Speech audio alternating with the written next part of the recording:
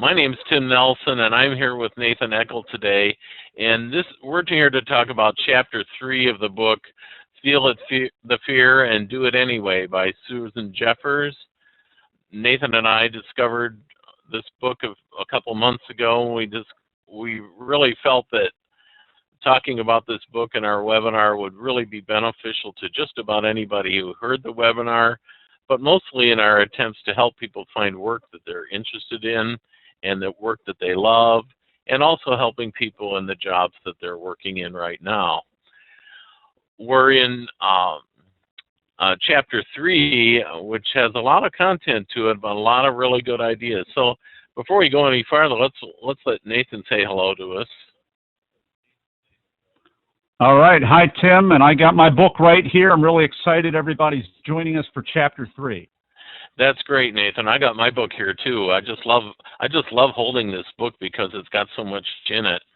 And so, without any further ado, Nathan, why don't you go ahead and start sharing some of this information with us? Okay, thanks, Tim. So, like Tim said, everybody, we've got a lot of content, and we're trying to keep these webinar episodes down to about 10 minutes or so. So we're going to just kind of fly through this, but we want to cut it in a proper context. So everything that we're talking about here today, we're going from pain to power, and this is where things get really empowering. And the thing I love, I'll just say this, Tim, you probably feel the same way. I love in the book, there are a number of job aids and visual references that kind of show little spatial relationships between being in the back seat of the bus with an external locus of control and feeling powerless, and being in the driver's seat and being on the path to taking charge in our lives. So here's what we're going to talk about. A little bit about fear. Susan Jeffers has a fear vocabulary, which is awesome. She has a pain to power chart. She talks about pitfalls to watch out for, and then she has more exercises that you can actually do. I'm wondering, before we move on, how many people actually started saying their mantra or their fear exercises already? I hope you do, because it's going to set you even farther in as you walk up the school bus, so to speak, to take charge of the steering wheel, and you'll see that picture very soon. So, and I'm going to give you permission, Tim, to just kind of hurry me up as we're going through the content so that we get us in here. Now, we all know the only thing we have to fear is fear itself. However, the big point in this chapter is that fear really isn't the problem. It's, as FDR said, the fear, to kind of summarize a little. So it's how we think about fear, or how we hold fear in that inner state or that external locus of control, that is the big problem. We want to confront fear with strength and care on the inside. And so how we proactively respond to the different situations in life, that makes all the difference in taking control of our lives. Tim, I think we identified in the last section about the different fears, and it was the paralysis that fear can cause that is really the problem. And when we take action, even if we feel too much or we think too much, if we're that kind of a personality, if we choose to be like the action-oriented people, we can take charge of fear and we can break out of it. Yes, I go along with you on that. We're the ones who can take control of it. Yes. Absolutely. So if we're going to move from pain over here to power over here, or pain meaning the end of the school bus and the back seat going where we don't want to go, to power meaning we're in between, behind the steering wheel, we need to change the way we think and to change the words that we use when we speak. So Dr. Jeffers lays that out for us. So we've got pain all the way over here, and then we got power here, and the words that we use make all the difference. Here's what I mean. We're going to go bang, bang, bang through this. I can't. That's a pain word. That's a back of the school bus word. I can't do it. I can't feel that way. I don't think I can pay for it. Well, the powerful word is what, Tim? I won't. And that's an act of the will. Yeah. That's us talking from inside. I'm going to do this. It's not something from the outside. And that's that internal locus of control. I have a choice. I might make the same decision, but it's because I'm choosing proactively instead of feeling like I don't have a choice reactively. So I hope everybody understands how important and empowering this is.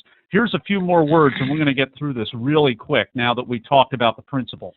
I should, or, Tim? I could. Yeah. And I could means, it really means I can.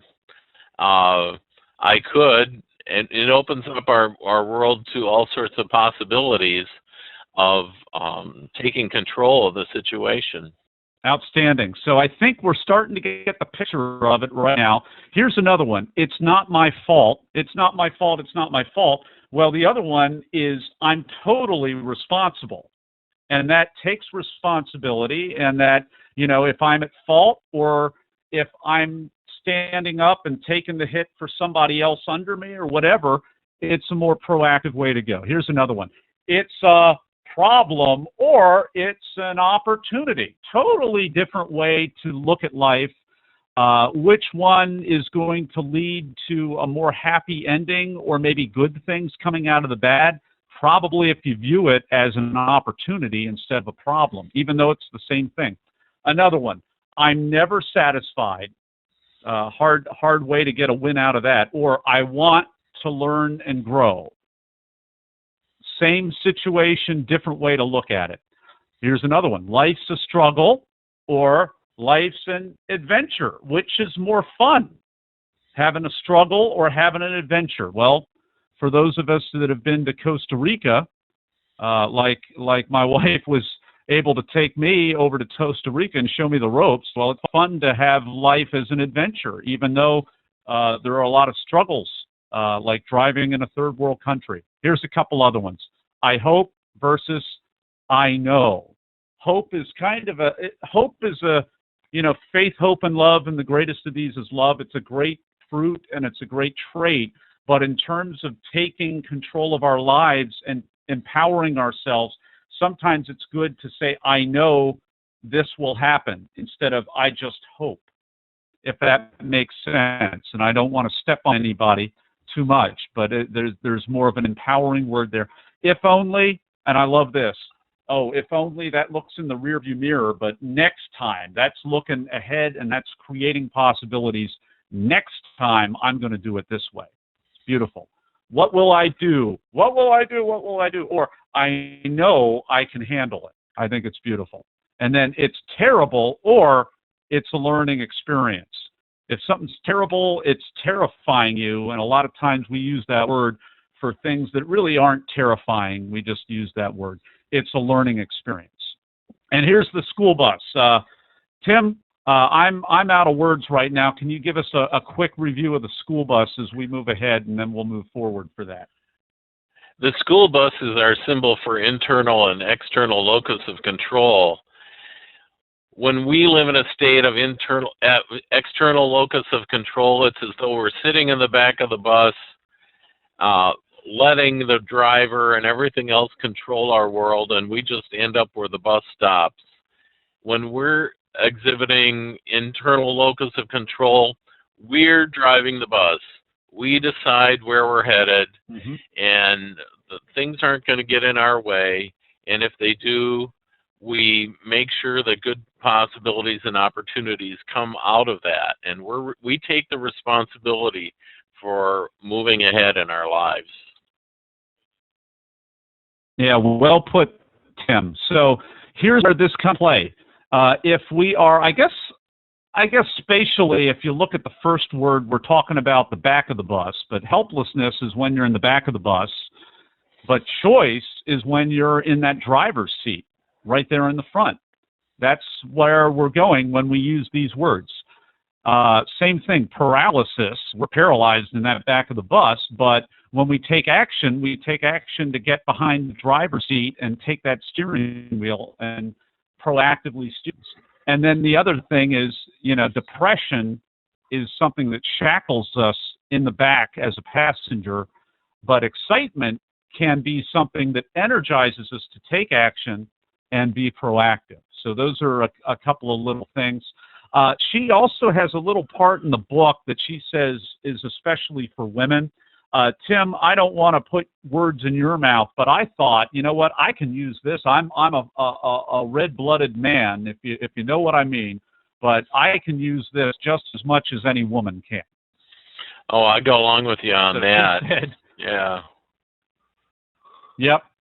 So she said love and power go together, and I think that there's kind of a double standard for women. I think this is why she put that in there with the women pointing it out. Love and power go together, and I think a lot of working women, at the risk of putting some words in her mouth, I think what she's saying is in the working world, a lot of women have to feel like they have to be really tough, meaning really mean and nasty to get ahead in the working world.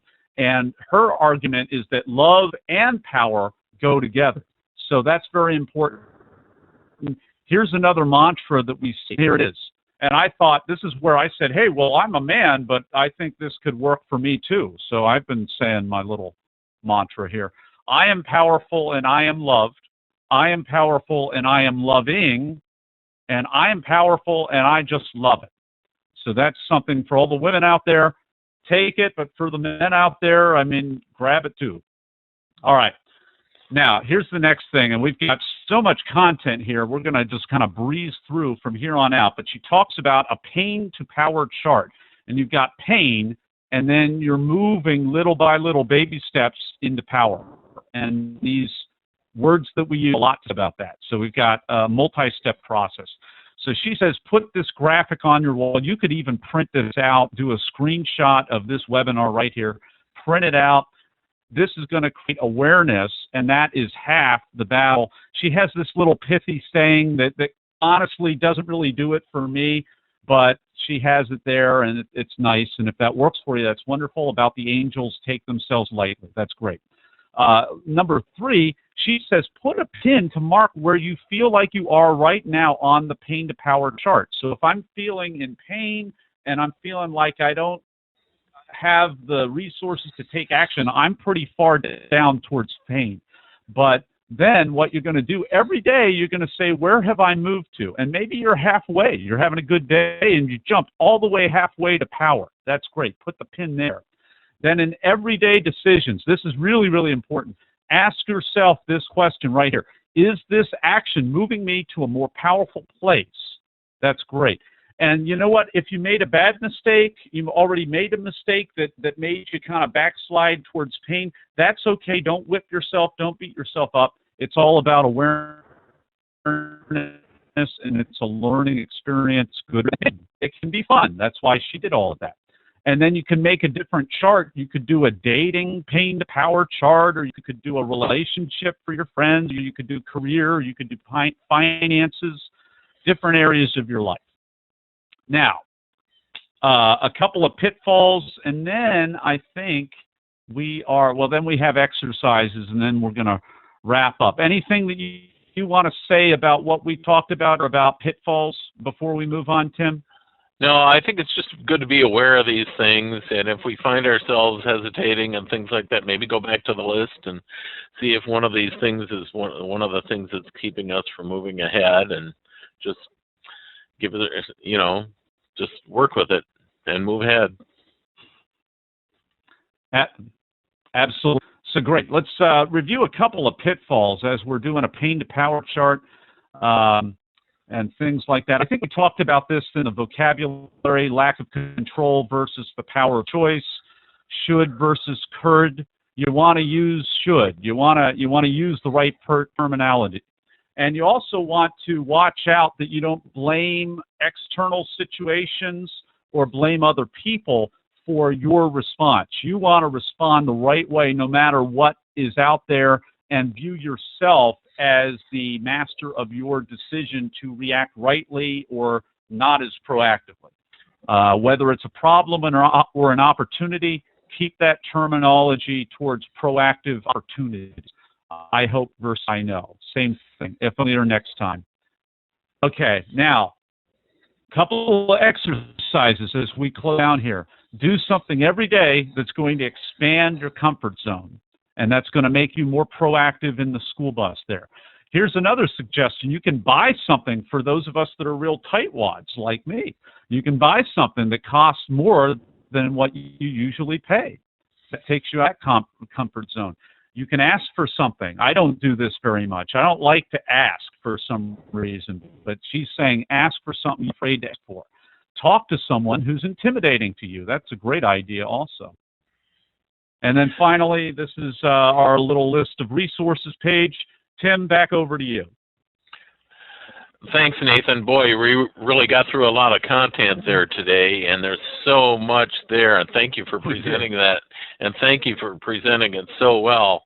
That brings us to the end of our webinar today, and we thank everyone for joining us.